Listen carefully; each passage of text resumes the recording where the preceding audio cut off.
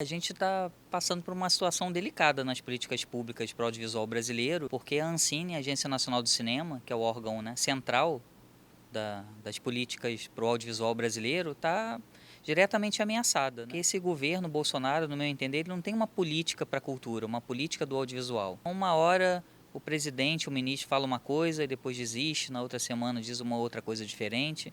Então isso gera uma indefinição assim muito grande para o setor. Eu acho que o desafio da Ancine é justamente por ser uma agência reguladora, ser um órgão técnico, neutro, de fazer uma política de Estado, não uma política de governo. Tem indicadores técnicos que baseiam, né, as suas escolhas, as suas opções em indicadores técnicos e não políticos.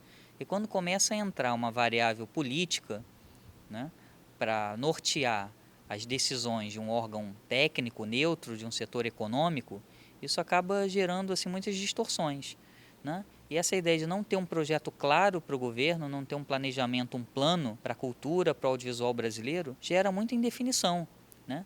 Então não se sabe hoje se a Ancine vai continuar, se ela vai ser extinta, se ela vai para Brasília, se ela vai ficar no Rio, se ela vai continuar funcionando de que forma, sobre que parâmetros, se vai haver uma continuidade dessa gestão ou se vai haver uma descontinuidade. Isso gera uma instabilidade muito grande para um setor econômico. Então, várias séries, várias obras audiovisuais, produtos estão sendo descontinuados, né? Investimentos estão sendo interrompidos, porque não se tem um horizonte de investimento, de financiamento, né? Reina uma indefinição muito grande assim, né, para o cinema brasileiro. O cinema brasileiro hoje eu acho que ele vive um momento muito fértil, interessante por conta dessa trajetória assim, das políticas públicas dos últimos 10 anos, pelo papel da Ancine, pelo papel do Fundo Setorial do Audiovisual. Hoje o cinema brasileiro produz quase 200 longas por ano. São lançados comercialmente 185 longas por ano, além de inúmeros, né, curtas, séries, né, séries para televisão, né, outros formatos. Então o cinema brasileiro ele é muito plural.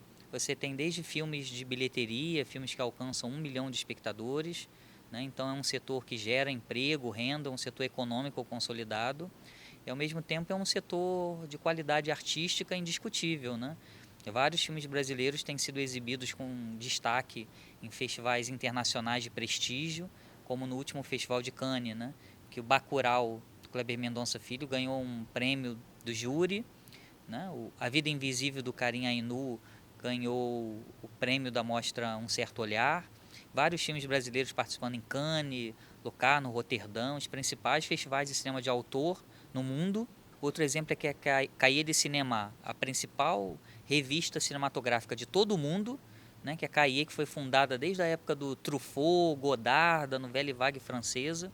A Cahiers de Cinema vai fazer uma matéria agora, né, específica sobre o atual momento do cinema brasileiro. Bacurau vai ser capa da Cahiers de Cinema.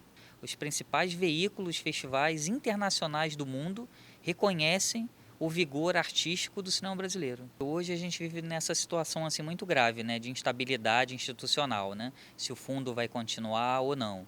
Então acho que de um lado, nós como setor econômico, a gente tem que se organizar cada vez mais e de mobilizar, né, tanto a sociedade civil para a gravidade, para a implicação dessas medidas, como os deputados, senadores, né, todo esse arcabouço legal, falando dos riscos que isso tem, né, para o cinema brasileiro, seja como atividade econômica, seja como atividade cultural.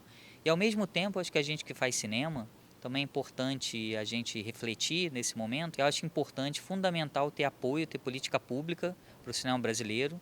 Isso em quase todos os países do mundo é assim. O governo apoia o cinema local contra essa invasão maciça e predatória do produto estrangeiro, como a gente viu no caso do Vingadores Ultimato, que foi lançado em mais de 2.000 salas, né? Mas ao mesmo tempo a gente tem que encontrar outros mecanismos, outras alternativas, para não ficar também totalmente dependente e refém do Estado. Então ver outras possibilidades, coproduções internacionais, tem agora, né, crowdfundings, tem, né, essa relação direta com canais de televisão, né, produção comunitária, universitária, sites na internet, né, modos de produção colaborativo, né, como o alumbramento. Eu acho que também existe uma série de outras possibilidades, outros arranjos produtivos mais flexíveis, plurais, que também devem ser avaliados porque a produção não pode parar, não pode morrer, a criatividade, né, não pode parar. Então, mesmo, né, se houver realmente essa descontinuidade, eu acho que a gente tem que pensar assim, alternativas para que esse cinema possível possa continuar existindo, porque o cinema são os nossos modos de ser, né, a nossa forma de expressão. Então, a nossa forma de reagir a essas transformações e tal do país deve ser a partir do que a gente está vendo na tela. Então, tudo isso também deve virar, entendeu? Filmes, roteiros, ações. Eu acho que essa energia da criação não pode parar porque você não tem um edital público. Eu diria que o cinema independente é o cinema que não tem nenhum outro compromisso a não ser com a liberdade da criação e com o pensamento. Para mim, a independência tem uma relação muito forte com a liberdade. E muitas vezes a independência é também sinônimo de solidão.